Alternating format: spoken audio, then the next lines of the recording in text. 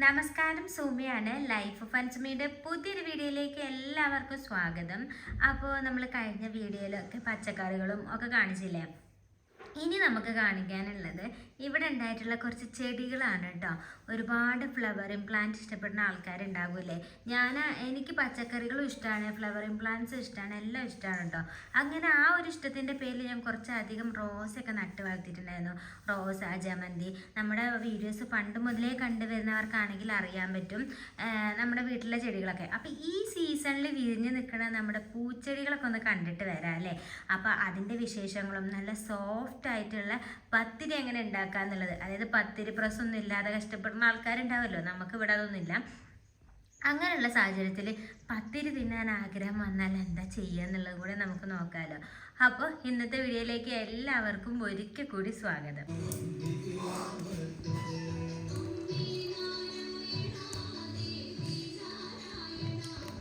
അപ്പോൾ എന്നും ഞാൻ രാവിലെ ചെറിയൊരു ഭക്തിഗാനമൊക്കെ വെച്ചിട്ടാണ് കേട്ടോ നമ്മുടെ പണിയൊക്കെ തുടങ്ങാറുള്ളത്.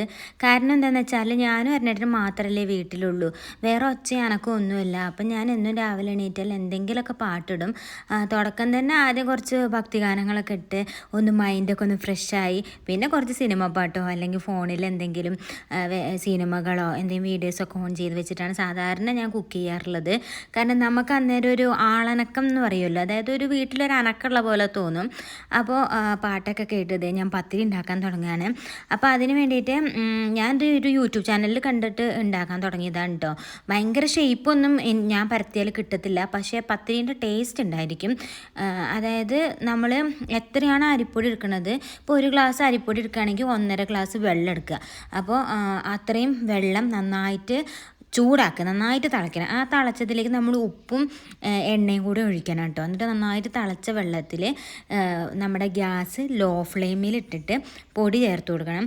ഈ പൊടി ചേർക്കുമ്പോൾ ലോ ഫ്ലെയിമിലാണല്ലോ, ഓഫ് ആക്കരുത് ഫ്ലെയിം.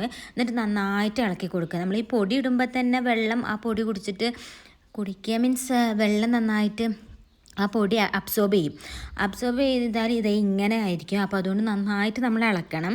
ഇളക്കി കുറച്ചൊക്കെ കൈയൊക്കെ കുഴയും, പിന്നെയും ഇളക്കുക. നന്നായിട്ട് ഇളക്കി എല്ലാ പൊടികളും വെന്ത പോലത്തെ ഒരു സ്ട്രക്ചർ വരും.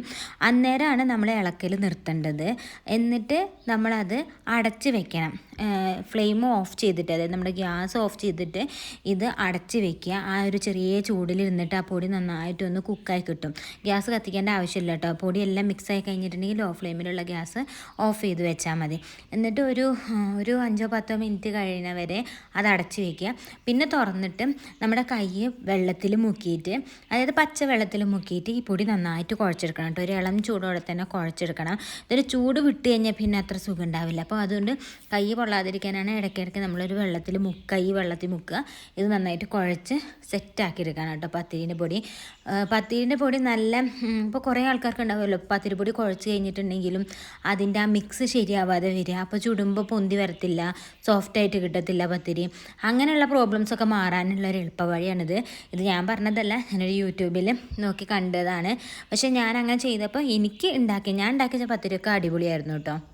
ശരിക്കും പത്തിരി പ്രസ് ഉണ്ടായിരുന്നെങ്കിൽ ചെറിയ ഉരുളകളാക്കിയിട്ട് നല്ല നൈസായിട്ട് പത്തിരി ഉണ്ടാക്കിയെടുക്കാൻ പറ്റുമെന്ന് ഞാൻ ആദ്യം തന്നെ പറഞ്ഞില്ലേ. പത്തിരി പ്രസ് ഇല്ലാത്ത ആൾക്കാർക്ക് പെട്ടെന്ന് ഉണ്ടാക്കാൻ പറ്റുന്ന ഒരു കാര്യമാണിത് എന്നുള്ളത്. അതായത് ഞാൻ ഉണ്ടാക്കുന്ന ഉരുള ഉണ്ടല്ലോ, അത് കുറച്ച് വലുതായിരിക്കും. ഏകദേശം ഒരു നാരങ്ങനെക്കാട്ടിലും വലുപ്പമുള്ള ഉരുളയായിട്ട് ഉണ്ടാക്കുന്നത്. എന്നിട്ട് അത് ചപ്പാത്തി പരത്തുന്ന പോലെ പരത്തിയെടുക്കും. പിന്നെ അത്യാവശ്യം പൊടി ഇട്ടിട്ടാണ് കേട്ടോ ഈ പരത്തുന്നത്. പൊടി ഇട്ടിട്ടില്ലെങ്കിൽ നമ്മൾ ആ പരത്തണ കോലിൽ തൊട്ടി പിടിക്കും. അപ്പോൾ അത്യാവശ്യം പൊടിയിൽ ഇങ്ങനെ മുക്കിയിട്ടാണ് ഇത് പരത്തണത്. എന്നാലും വലിയ കുഴപ്പമൊന്നുമില്ല, നമുക്കങ്ങനെ പരത്തിയെടുക്കാൻ പറ്റും.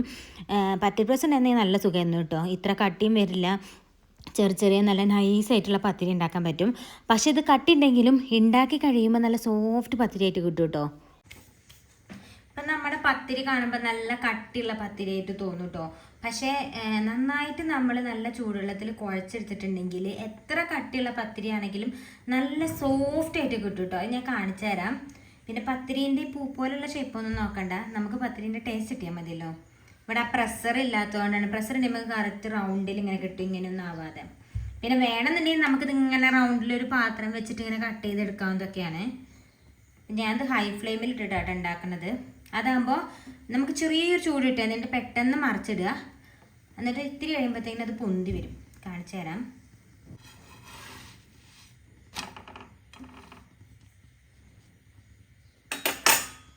ഇത് കണ്ടോ, ഇതിൻ്റെ ഈ ഭാഗമൊക്കെ ഇങ്ങനെ പൊന്തുന്നുണ്ടോ, ഉള്ളിലിങ്ങനെ പൊള്ള. അപ്പം അങ്ങനെ കാണുമ്പോൾ നമ്മൾ ജസ്റ്റ് ഒന്നുകൂടെ കുറേ നേരം ഒന്നും വെക്കണ്ട കേട്ടോ, ജസ്റ്റ് ഒന്നുകൂടി ഒന്ന് മറിച്ചിടാം. അപ്പോൾ ഇപ്പം ഇങ്ങനെ നോക്കുമ്പോൾ നമ്മൾ വിചാരിക്കുന്നത് ഭയങ്കര ക്രിസ്പി ആയി പോയി എന്നല്ല, ഇതിങ്ങനെ പൊന്തി വരും കണ്ടോ.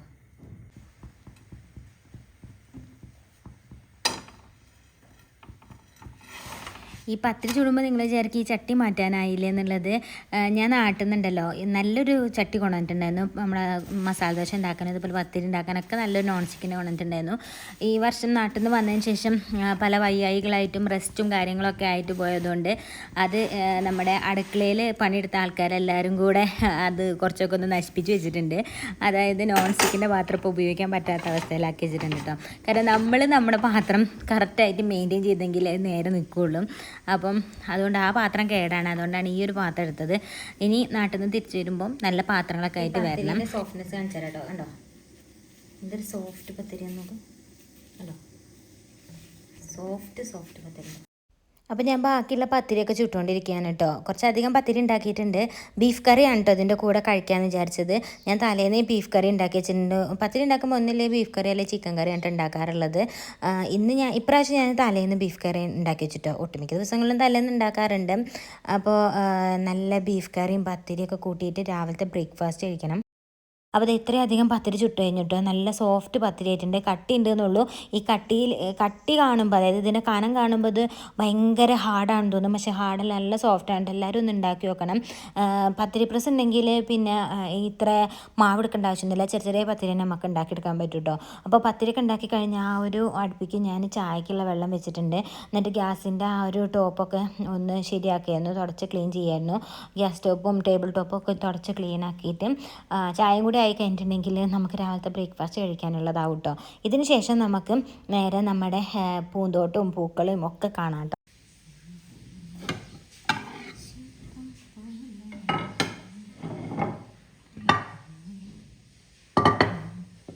ഹലോ, നല്ല സോഫ്റ്റ്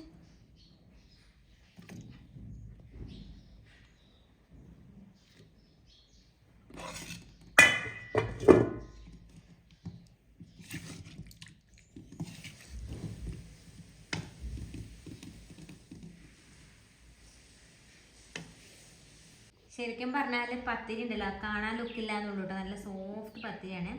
പത്തിരി നല്ല ബീഫും കണ്ടോ. ഇന്ന് ലീവാട്ടോ ഇവിടെ.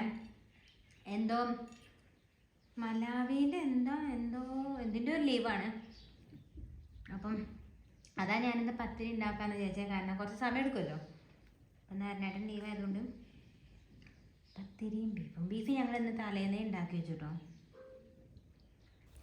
അങ്ങനെ രാവിലത്തെ പണികളെല്ലാം കഴിഞ്ഞത് ഞാൻ നിങ്ങളെ എൻ്റെ പൂക്കൾ കാണിക്കാൻ വേണ്ടിയിട്ട് വന്നതാണ് കേട്ടോ. നമുക്ക് ആദ്യം തന്നെ റോസയെന്ന് തുടങ്ങാം. എനിക്ക് ഭയങ്കര ഇഷ്ടമുള്ളൊരു റോസയാണ് കേട്ടോ. ഈ റോസേൻ്റെ കളറാണ് എന്നെ ഏറ്റവും കൂടുതൽ ആകർഷിച്ചിട്ടുള്ളത്. കളറ് മാത്രമല്ല, ഇതിന് നല്ല വലുപ്പമാണ് കേട്ടോ. അപ്പോൾ മഴയൊക്കെ പെയ്തിട്ട് എതളിലൊക്കെ നല്ലോണം വെള്ളം നിൽക്കുന്നുണ്ട്. ഒരുപാടുണ്ടായിരുന്നു. മഴ പെയ്തിട്ട് ഇതൊക്കെ ഇങ്ങനെ വാടിപ്പോയ, അതായത് ചീഞ്ഞ പോലെ പോവലായിരുന്നു. പിന്നെ അടുത്ത കാണിക്കാനുള്ളത് ഒരു വെൽവെറ്റ് കളറിലുള്ള ഒരു എന്താ പറയുക, ഒരു വെൽവെറ്റ് ക്ലോത്ത് എങ്ങനെയാണോ അതേപോലെയാണ് ഈ ഒരു റോസേൻ്റെ കളറ്. പക്ഷേ ക്യാമറയിൽ വേറൊരു കളർ പോലെ എനിക്ക് തോന്നുന്നുണ്ട് വീഡിയോ എടുത്തപ്പോൾ. നേരിട്ട് കാണുമ്പോൾ കുറച്ചും കൂടി ഡാർക്ക് ഒരു വൈൻ കളറാണ് കേട്ടോ ഈ റോസ. ഇതിങ്ങനെ കൊല കുത്തി പോകും കേട്ടോ. ഒരുപാട് പൂക്കളാണ് ഒരു കൊലയിൽ ഉണ്ടാവുക. പക്ഷേ ഞാനിങ്ങനെ ഇടയ്ക്ക് വിചാരിക്കും ഇത്രയും പൂവുണ്ടാകുമ്പോൾ ഇതിൻ്റെ തണ്ടിന് അത് താങ്ങാൻ കഴിയും ഇതിൻ്റെ വെയിറ്റ് എന്നുള്ളത്. ഇത് കണ്ടില്ലേ എന്തോരം റോസേൻ്റെ ഇതളാണ് താഴെ വീണ് കിടക്കുന്നതെന്ന്. മഴയായതുകൊണ്ട് നമുക്ക് ഇതിൻ്റെ അടുത്തേക്കൊന്നും വരാൻ കഴിയില്ല. മഴ കുറച്ച് മാറി നിന്നപ്പോഴാണ് ഞാൻ ഈ വീഡിയോ ഒക്കെ എടുക്കുന്നത് കേട്ടോ. എന്തോ ഒരു റോസ് ഉണ്ടായിരുന്നു എന്നറിയോ. ശരിക്കും മഴ ഇല്ലായിരുന്നെങ്കിൽ ഇതിൽ ഇഷ്ടംപോലെ റോസ് ഇങ്ങനെ വിരിഞ്ഞിക്കണം നമുക്ക് കാണാൻ പറ്റും. ഇതിപ്പോൾ കാണുമ്പോൾ കുറേ ഉണ്ടെങ്കിലും ഇതിലും അധികം റോസാപ്പൂക്കൾ ഉണ്ടായിരുന്നു കേട്ടോ. കാരണം മഴ പെയ്തിട്ടൊക്കെ താഴെ പോയതാണ്. അപ്പോൾ ആ 2 തരം റോസ ഉണ്ടല്ലേ. ഇനി കാണാനുള്ളത് നമ്മുടെ ജമന്തിയാണ്. ഇത് കഴിഞ്ഞ വർഷം നന്നായിട്ട് പൂത്തിട്ടുണ്ടായിരുന്നു. പക്ഷേ കഴിഞ്ഞ വർഷത്തേക്കാളും ഒരുപാട് പൂത്തത് ഇപ്രാവശ്യമാണ് കേട്ടോ. ഈ ഒരു ജമന്തി ഉണ്ടായിട്ടുള്ളത് ഒരൊറ്റ തൈന്നുണ്ടായതാണ്. ഞാൻ ഒരേ ഒരു തൈയാണ് ഇവിടെ കുഴിച്ചിട്ടത്. ഈ തൈന്ന് അപ്പുറത്തേക്കും ഇപ്പുറത്തേക്കും ചെറുതായിട്ട് മുള പൊട്ടിയിട്ട് അതിൻ്റെ ഓരോരോ ബ്രാഞ്ചസ് മുകളിലേക്ക് വന്നിട്ട് ആ ഓരോ ബ്രാഞ്ചിലും ഒരുപാട് മുട്ടുകൾ ഉണ്ടായിരുന്നു. ഞാൻ ആ മുട്ടൊക്കെ കണ്ടപ്പോൾ വിചാരിച്ചു ഇതിലൊന്നോ രണ്ടോ, അതായത് ഒരു ബ്രാഞ്ചിൽ ഒരു 2-3 പൂക്കളായിരിക്കും വിരിയുക, ബാക്കിയൊക്കെ ചെറിയ പൂക്കളായിരിക്കും എന്ന് വിചാരിച്ചിട്ടുണ്ടാവുക. കാരണം അത്രേ ഇതിന് കഴിയുണ്ടാവുള്ളൂ എന്ന് വിചാരിച്ചേനെ. പക്ഷേ എല്ലാത്തിനും നല്ല കൊല്ല കുത്തിയ പോലെയാണ് കേട്ടോ ആ ജമന്തി പൂത്ത് നിൽക്കുന്നത്. അത്രയും ഭംഗി എന്ന് പറഞ്ഞാൽ അത്രയും ഭംഗിയാണ് ഈ ഒരു മഞ്ഞ ജമന്തി. എൻ്റെ ഫേവറേറ്റ് ആയിട്ടുള്ള ജമന്തിയാണ് കേട്ടോ. എനിക്കൊരു 2-4 കളർ ജമന്തി ഉണ്ടെങ്കിൽ ഈ മഞ്ഞ ജമന്തി എന്ന് പറയുന്നത് എൻ്റെ ഫേവറേറ്റ്. പിന്നെ ഇതേ വിരിഞ്ഞ് നിൽക്കുന്നത് ഈ ഒരു പൂവാണ്. ഇതിൻ്റെ പേര് കഴിഞ്ഞ വീഡിയോസൊക്കെ കാണിച്ചപ്പോൾ എനിക്ക് പറഞ്ഞു തന്നിട്ടുണ്ടായിരുന്നു കമൻസിൽ എല്ലാവരും. പക്ഷേ എനിക്കത് മാത്രം ഓർമ്മയിൽ നിൽക്കത്തില്ല, എത്ര ഓർത്താലും അത് കിട്ടത്തില്ല. അപ്പോൾ അതേ ഇത് നല്ല റെഡ് കളറിൽ നന്നായിട്ട് പൂത്ത് നിൽക്കുന്നുണ്ട്. ശരിക്കും പറഞ്ഞാൽ ഈ ഒരു ചെടി എനിക്ക് എൻ്റെ അപ്പുറത്തെ അയൽവാസി എന്നതാണ് കേട്ടോ. അവൾ നാട്ടിൽ പോയ സമയത്ത് ഈ ചെടി കേട് വരണ്ട, നീ കൊണ്ട് നട്ടെന്ന് പറഞ്ഞാൽ അവൾ തന്നതാണ്. എന്തായാലും ഇപ്പം മഴ പെയ്തപ്പോൾ ഇഷ്ടംപോലെ പൂക്കളുണ്ടായിട്ട് അതിൽ. അതേപോലെ തന്നെ കുറേ റോസ് ഞാൻ മുറ്റത്തുനിന്ന് പറിച്ചിട്ട് ചട്ടിയിലാക്കിയിട്ട് സൈഡിൽ കൂടെ നട്ടിട്ടുണ്ടായിരുന്നു. അത് കഴിഞ്ഞ് ഞാൻ വീഡിയോയിൽ കാണിച്ചിട്ടുണ്ടായിരുന്നില്ല, നമ്മൾ കുറച്ച് ചെടികളൊക്കെ മാറ്റി തരുന്നത്. ആ ചെടിയിലെ റോസകളൊക്കെ വലുതായി. ഇതൊരു തരം റോസയാണ്, റെഡ് കളറ്. ഇങ്ങനെ ഇതും ഗ്രൂപ്പായിട്ട് തന്നെ ഉണ്ടാവണതാണ് കേട്ടോ. മണ്ണിൽ നട്ട സമയത്ത് അത് ആ മണ്ണിൽ നിന്ന് പൊന്തേ ഉണ്ടായിരുന്നില്ല. പക്ഷേ ചട്ടിയിൽ മാറ്റി നട്ടപ്പോൾ നന്നായിട്ട് നീളം വെച്ച് ഒരുപാട് മുട്ടുകളും പൂക്കളും അതിലുണ്ടായി കേട്ടോ. പിന്നെ അടുത്ത വിശേഷം എന്ന് പറയുന്നത് ഈ ഒരു പൂവാണ്. ഇതിന് പേര് എനിക്കറിയില്ല, പക്ഷേ ഇപ്രാവശ്യം ഒരുപാട് പൂത്തിട്ടുണ്ട് കേട്ടോ. നല്ലൊരു പിങ്ക് കളറാണ്. അതിൻ്റെ നടുവിലൊരു യെല്ലോ കളറിൻ്റെ ഒരു ചെറിയൊരു പൂമ്പൊടീൻ്റെ ഒക്കെ ഒരു ഭാഗമുണ്ട്. പക്ഷേ ദൂരത്തു നിന്നൊക്കെ നോക്കുമ്പോൾ ഒരു നല്ല നല്ല ഭംഗിയാണ് കേട്ടോ ഇത് കാണാൻ. ഇതിൻ്റെ ഇലേൻ്റെ കളറാണെങ്കിലും പൂവിൻ്റെ കളറാണെങ്കിലും അടിപൊളിയാണ് കേട്ടോ. അപ്പോൾ നമ്മുടെ പൂക്കളൊക്കെ കണ്ടു കഴിഞ്ഞില്ലേ, ഞാനിത് കൃഷിത്തോട്ടത്തിൻ്റെ അവിടേക്ക് വന്നതാണ്. ഇവിടെയൊക്കെ മഴ പെയ്തിട്ട് ഭയങ്കരമായിട്ട് പുല്ല് കയറിയിട്ടുണ്ട്.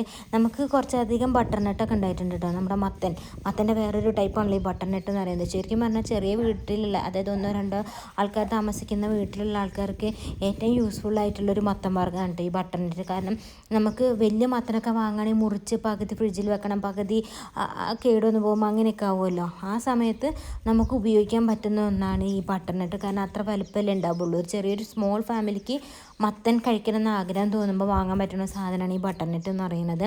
അപ്പോൾ എന്തായാലും ബട്ടർനട്ട് അവിടെ കുറേ ഉണ്ടായി നിൽക്കുന്നുണ്ട്. അതിൻ്റെ ഇടയിലൊക്കെ ഒരുപാട് പുല്ലുണ്ടായിട്ടുണ്ട്. അപ്പോൾ ഞാൻ നെൽസിനോട് പറയുന്നു പുല്ലൊക്കെ നമുക്ക് പറിച്ച് കളയണം എന്നുള്ളത്. അങ്ങനെ നെൽസൻ ഇന്ന് വന്ന് പുല്ലൊക്കെ പറിച്ച് കളയാണ്. അതേപോലെ തന്നെ അതെ ഈ ഒരു ഈ പന്തലിൽ നമ്മൾ ചുരക്ക കയറ്റി വിട്ടതായിരുന്നു. കഴിഞ്ഞ വീഡിയോയിൽ ഞാൻ കാണിച്ചിട്ടുണ്ടായിരുന്നു. അതെല്ലാം ചീഞ്ഞ് ഉണങ്ങി പോയിട്ടുണ്ട്. അപ്പോൾ ഇനി പന്തലൊക്കെ ഒന്ന് ശരിയാക്കണം, ഇവിടെ വേറെ എന്തെങ്കിലും നടണം. അപ്പോൾ നെൽസൺ പുല്ല് പറിച്ചുകൊണ്ടിരുന്നപ്പം അതിൻ്റെ ഇടയിൽ നിന്ന് കിട്ടിയതാണ് ഒരു മല്ലിയില.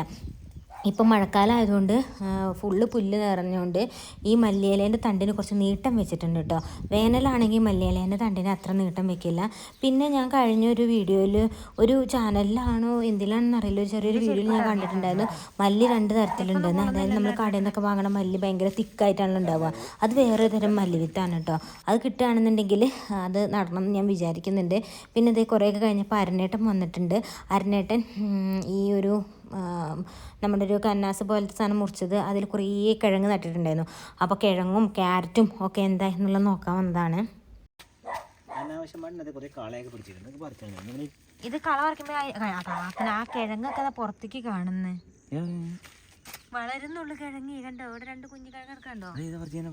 അയ്യോ അതിന്റെ ചെടി ഇതിലുണ്ട്, പറക്കില്ല. ആ ഉണങ്ങിയത് ഇത് കിഴങ്ങിന്റെ ഉണങ്ങിയ ചെടിയാ, പറക്കല്ലേ.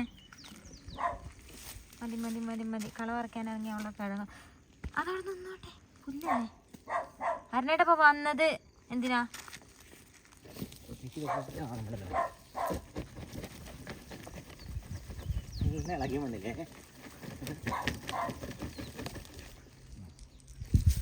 അരനേട്ടാ അരനേട്ട എന്തിനാ വന്നേ? ക്യാറ്റ് ഒക്കെ വന്നല്ലേ?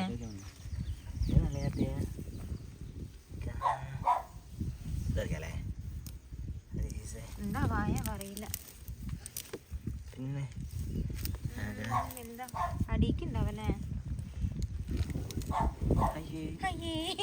ക്യാറ്റ് നമ്മളെ പറയിപ്പിച്ചു. പൊട്ടിപ്പോയതാണോ? അങ്ങനെയല്ല, മോളിന്ന് പറക്കി കൈയും കൊണ്ടിട്ട് കുഴിക്കൊന്നും വേണ്ട. പറക്കി തീഞ്ഞു, വെള്ളം നിന്ന് ചീഞ്ഞാട്ടോ മഴ പെയ്തിട്ട്. വെട്ടാൻ കുറച്ച് കഴിഞ്ഞിട്ട് കണ്ടു. അതിൻ്റെ ഒക്കെ പാല് മേത്താവട്ടായിരുന്നേട്ടാ അതൊക്കെ.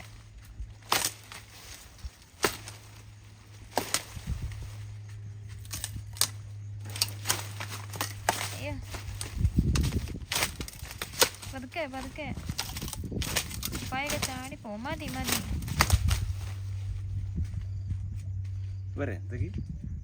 നമുക്ക് ഒന്നുകൂടെ വേണം. വലുതൊക്കെ പറക്കേ.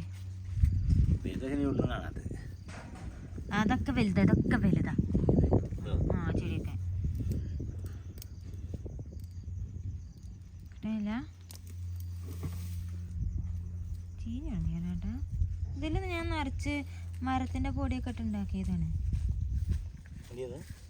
പക്ഷെ താഴത്തേക്ക് അധികം വരുന്നില്ലല്ലോ. കേടാ ഇത്? അത് കേടല്ല, പൊട്ടിയതാണ്. 2-3 പറിച്ചത് നല്ല എടുക്കാം. ഞങ്ങളെന്ത് അത് കളയണ്ട, നല്ലയാ. നല്ല ആളെ ഞാൻ.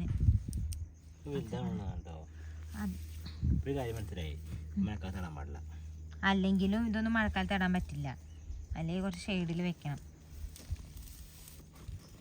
അതിൻ്റെ ഒപ്പം ഒരു കുഞ്ഞിതും. ഞങ്ങളിത് ചിക്കൻ സാലഡ് ഉണ്ടാക്കാൻ വേണ്ടിയിട്ട് കേട്ടോ. അതിന് വേണ്ടിയിട്ടുള്ള ക്യാരറ്റ് പുറകെ വന്നതാണ്. വൈകുന്നേരത്തേക്കുള്ള സാലഡ് ഒക്കെ ചീഞ്ഞു പോയിരുന്നേട്ടാ. സാരല്ല. പറക്കണോ? പറിച്ചോ, ഇത് പറിച്ചോ. ഇതിവിടെ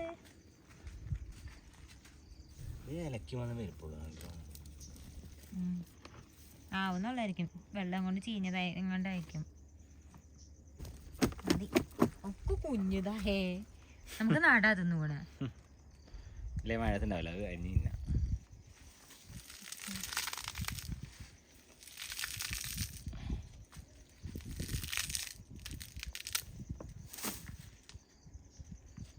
നമുക്ക് ഈ മണ്ണൊക്കെ കളഞ്ഞു. ഇതിൻ്റെ ഉള്ളിൽ കിഴങ്ങ് എന്താണ് വില അവസ്ഥ? കിഴങ്ങ് ചീഞ്ഞാവോ? കിഴങ്ങൊരു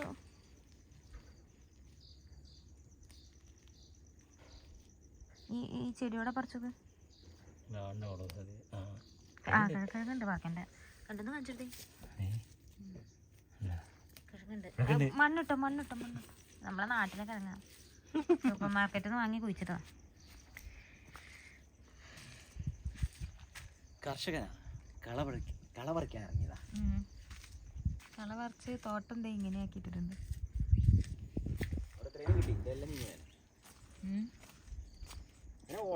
ഇവിടെ ഒരു തണിമത്തുണ്ടോ കണ്ടോ? ഇല്ല, നീ തണ്ണിമത്തുണ്ടോ? കിടക്കുന്നു തണ്ണിമത്തൻ.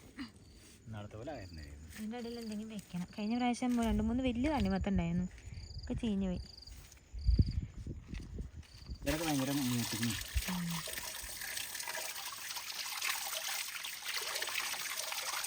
വിഷമില്ലാത്ത പച്ചക്കറി കഴിക്കാം. അവിടെ ഇവിടെയൊക്കെ കേടാണെങ്കിലും.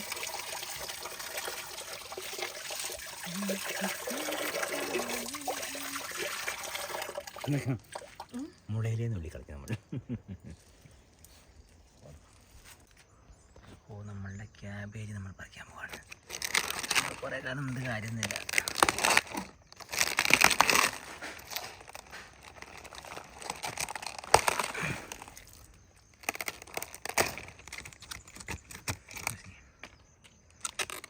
Fresh cabbage.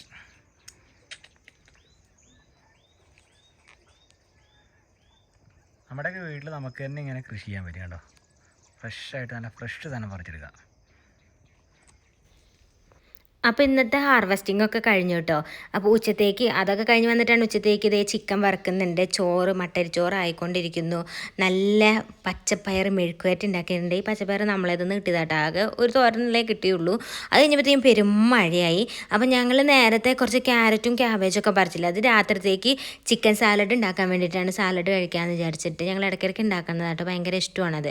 അപ്പോൾ അതേ മഴയൊക്കെ കണ്ട് ആസ്വദിച്ച് ഇനിയിപ്പോൾ ചോറുണ്ണാൻ പോവുകയാണ്. അപ്പോൾ ഇന്നത്തെ വീഡിയോ എല്ലാവർക്കും ഇഷ്ടപ്പെട്ടു എന്ന് വിചാരിക്കുന്നു. കൂടുതൽ കാഴ്ചകളും വിശേഷങ്ങളുമായിട്ട് അടുത്തൊരു വീഡിയോ വരാം. Bye bye.